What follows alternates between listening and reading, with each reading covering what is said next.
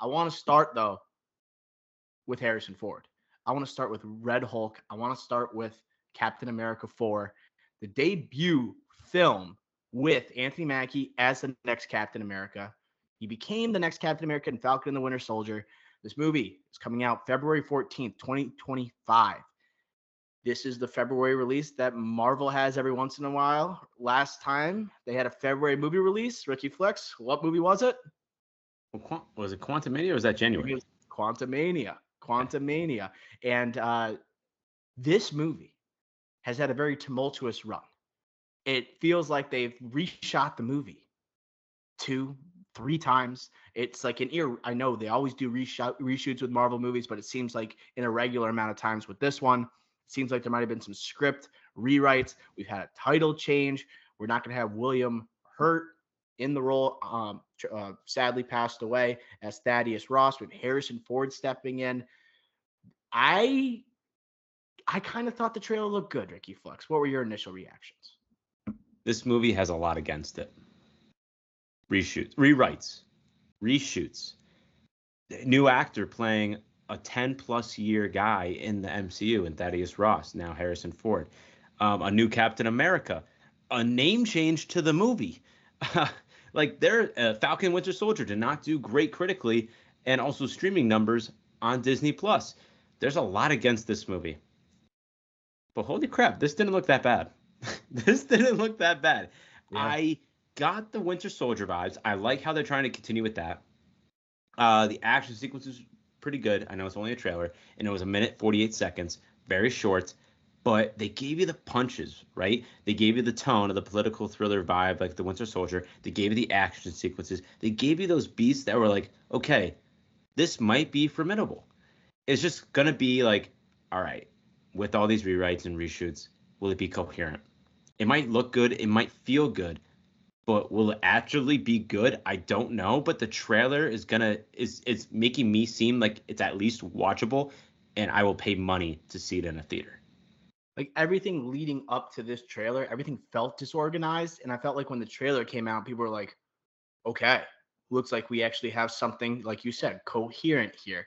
And to have Harrison Ford, because William Hurt was in, right, obviously the Incredible Hulk, and then he's in Civil War, and then he's in was it Infinity War? Like he's Hmm. showing up every once in a while. But here we got a lot of Harrison Ford in this trailer, They even mentioned the mustache. they mentioned the mustache. That's something else. Like, okay, we got to deal with this. What's the best way to do it? Okay, got to shave it for like to win the election. Good, get it over with. We did it in the trailer. Great. But to have the reveal of Red Hulk at the end, it makes me think: is Red Hulk going to be the main like villain or adversary for Captain America in this movie? Is it going to be Giancarlo Esposito's character, who we have no idea who he is? Is it going to be the leader, right? That was also from the Incredible Hulk. What's that actor's name, Ricky Flex? Uh, ooh, um, Tim Blake Nelson. Thank you. I saved oh, myself there. okay. So, You lost me. but like they teased that back in 2008. All right. We are in 2024. Not seen in the trailer, but I think there's just still so many question marks here. But you're right. The action looked good, but a shit ton of Harrison Ford. Were you shocked by that? No, because hey, all due respect to Anthony Mackie, he's not Chris Evans, and clearly from the Disney Plus show, it's not selling. Really isn't. So Harrison Ford, Han Solo, Indiana Jones, you gotta show him. You have to showcase this guy. That's what's gonna sell your movie, not Anthony Mackie. And again, Anthony Mackie, I like, but he ain't Harrison Ford. So you show Harrison Ford for a minute out of the minute 48, boom, you're fine. And you show a Red Hulk at the end, little teaser, cliffhanger. Yeah, that's why like you're buying fans back in right now. And hey, I ain't gonna give this a good thermometer predictor. I'm just gonna give you a warning. I ain't just because of all the behind the scenes chaos of this movie, and also just naturally, I don't have faith in it. But Harrison Ford's in it, and it looks pretty good. I'm gonna see it, and I think I might like it. Yeah. Well, I think we still need to know more about the story, to be honest. Like, all we know really is that Thunderbolt Ross wants to have Captain America now that's not uh, uh, Steve Rogers, right? Anthony Mackie's character, like they want to make him a government official, make it a government position again, right? And this is something that they want to do with the new Captain America because they saw the resistance that Chris Evans had. Think about the Sokovia Accords, like he didn't really see eye to eye and what the original vision of Captain America was back in World War II and how he kind of broke away from that. They see this new Captain America and say, okay, we can actually work alongside this person or have some control over them. But other than that, we're kind of up in the air. We don't know what kind of international stakes are happening right now. They were going to address what happened in Eternals with that huge statue in the middle of the ocean. I think we even got a shot of Tiamat in this trailer. Nuts. So I wonder if like that's going to play a role in this story, or they're just kind of throwing an Easter egg in there to like kind of like say, fans, we know this exists in the world.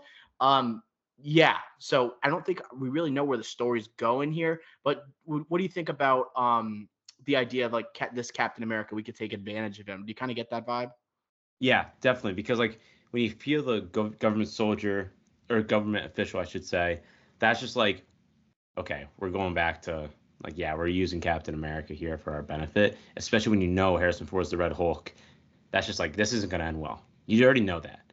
And you did mention the Celestial. Yeah. That pissed me off. That pissed me off too. I was never going to turn off the trailer, but that's one thing where I'm like, how dare they throw that in a Captain America movie? I feel like someone has to address it. But like they've had so many chances to do that, and for like not Captain America, which is a grounded character in the MCU, no superpowers, and that's like an intergalactic being, not even being, but like that should be for an intergalactic being. And they've had movies that have come out since then that have gone to outer space and other dimensions that could relate to that, and they are putting this in a February MCU release after a year with no MCU movies. I think that is shameful. That is ridiculous how they're just doing that. And yes, I understand your sentiment where you're like, oh, like, hey, by the way, this is here, guys. But like for this movie that's had all these reshoots and everything, where in Eternals, that was a huge freaking deal. And they just have swept that under the rug. And they're bringing it up with a movie that's had reshoots and it's kind of been swept under the rug as well, saying like, hey, this movie, like, it might not be well. So let's just like, keep it under the radar. And then boom, they hit us with this trailer to kind of remind us. I don't know. I really hate that, and that's one thing I've circled on where like my fandom might be like on high alert, not good related to this movie. Well, I think also because they're connecting it to like a movie that wasn't very successful for Marvel, so it's like they kind of been like shy about like referencing anything that happens with Eternals. But that's the MCU. You have to mention it. It has to be something that is apparent if you want to make this world feel legit. Okay. And what makes me also think, well, you're showing this from Eternals, but how much is Secret Invasion going to touch this movie at all? Great example. I would say, I feel like we said, like Secret Invasion should be retconned. Like Kevin Feige should have a press conference and say, we are retconning this. This never happened. Because there's so many political implications from the end of that season, and there's a different president. You're gonna have to talk about the previous president now that Thunderbolt Ross is now right in the Oval Office. I just feel like you gotta, if fair is fair, right? You're gonna bring up Eternals here. You gotta mention political implications from that. Okay. Also, Red Hulk looks sick. The short appearance we had here, CGI looked great. Him grabbing the shield, throwing down the shield was amazing, Ricky Flicks. I was thinking that this is usually an appearance at the end of a trailer that you would get in like a second trailer, right? Rather than the first one. I was shocked to see him here. And it makes me think that maybe the leader, played by Tim Blake Nelson, might be that reveal in the second trailer. That's what I think. I think there's got to be some other person. It can't be Giancarlo. Can't be Red Hulk. It's got to be someone else. And Tim Blake Nelson's name has been on the rumor mill for years related to this project. It has to be him. But let me just go back to the Red Hulk for 1 second. You're right. It did look pretty cool. It did. But what's our problem with the CGI with Hulk? It's not like that like lower POV or that lower like foot angle shot. It's the face, it's the structure, it's the action sequences. I think the action sequence, like I think there's a lot to be left. Like there's a lot to like we don't know yet. That's all I'm trying to say. I think we can't like confirm like Red Hulk's gonna be sick just from this. I think I'm gonna wait and see approach. Do you think Harrison Ford, are they just like taking his face and putting it on? Right? He's not doing what Mark Ruffalo's doing, where he's putting all like the garb on. He's got like the green suit on, right? You know, the dots and everything. Like Harrison Ford's not doing that, right? It's got to be someone else, and like they're just putting his face on Red Hulk. I don't know how they made that work. You know, it just But that kind of lessens it for me, where I'm just like, I know Harrison Ford isn't doing any of this. You know? like, hold on. But like, we have to remember what happened last year with Harrison Ford. He was in a Disney project. What was that? Indiana Jones. Indiana Jones. What happened in that movie? Flashback sequence, The and they age. de-aged him. He is open to it, and they have the money to do it. That's why I'm like, that's another reason why I'm in a wait and see approach. I just want to see all the facts. And speaking of potential adversaries here, we have to bring up Giancarlo Esposito. He's kind of pissing me off online, not gonna lie, because he had said that you don't like this character is an original character, right? It's creative, it's not from any of the comic book lore. And then he had another, it wasn't a tweet, but he had a quote, I think from whatever, I don't know where they found it, or it was from an article or something. And he said, you won't be able to guess. No one has guessed it yet. Well, like no one's gonna guess if it's a freaking new character, bro. Or is it not? Like, is this someone that we should know? You know, I have no idea, but I'm not. It's Giancarlo Esposito, so it's like prestige actor. You know, it makes me kind of take the movie more seriously when you have Harrison Ford and Giancarlo Esposito signing up for this. It kind of makes me feel like this is kind of an important movie. You know, it's a Captain America movie, and we have you're right, Anthony Mackie. He's not Chris Evans, right? And you kind of have to have those surrounding pieces, but with like the implication that hey, this is like going to be Winter Soldier 2.0, and having those actors there just feels like they want this movie to be good. You know, it almost feels like it needs to be good for the sake of this newborn MCU potentially after Deadpool and Wolverine, continuing positive momentum. I don't know, but any thoughts on Giancarlo here, dude? That's a great call out. They need this to be good, at least like make money, and they need to kind of have like make this formidable just for the MCU fans. Because Deadpool Wolverine, like I've said in the past, that's I don't even view that as an MCU movie. That's gonna be good in my opinion, no matter what, because it's a Deadpool movie. You know, there's just different people working on it. I know it's in the MCU, but that's just gonna be good because it's that type of project. It's that character, and they're on such a momentum like heater. This movie though, you need to surround it because of Anthony Mackie and Giancarlo. Going to your question, yeah, he's a great character actor, but he reeks of desperation. Every time he talks about this dude, it's been years. He wants to play, Fantastic Four. He wants to be in Fantastic Four, Doctor Doom. He wants to be this villain. He wants to be that He villain. wants to be Professor X, Brother, Magneto. look where you are now. Look where you are now. And hey, on this podcast, I want to say I've been the Giancarlo defender versus you. If I had to pick Oh, anybody, dude, Ricky, I've been on the board if he's overrated for a long yeah, time. I've been And the I'm Giancarlo afraid to defender. even say that again because he has such like hardcore stands online. But like, this is a huge win for you because I don't even think he's gonna be the big bad in this movie. He might be third. So like, I think this is a huge win for you, saying like this guy is in Brave New World again, a movie with reshoots, rewrites, reshoots, new characters. He came in so late to this movie. They added this character. That means they added this character again, an original character. They wrote him in super late, and they added him to the project super late. I have like it's so flimsy. And again, he's been reeking of desperation. He's been tweeting. He's been saying, I want to be in the MCU. I want to be a big bad. I want to be Doctor Doom. I want to be this. I want to be this. I want to be that. Brother, you're in Brave New World. Like, they changed titles. Like, it's crazy, like, how the Mighty have fallen. So, I don't know. I think this is a big one for you. And I think Giancarlo is a great actor.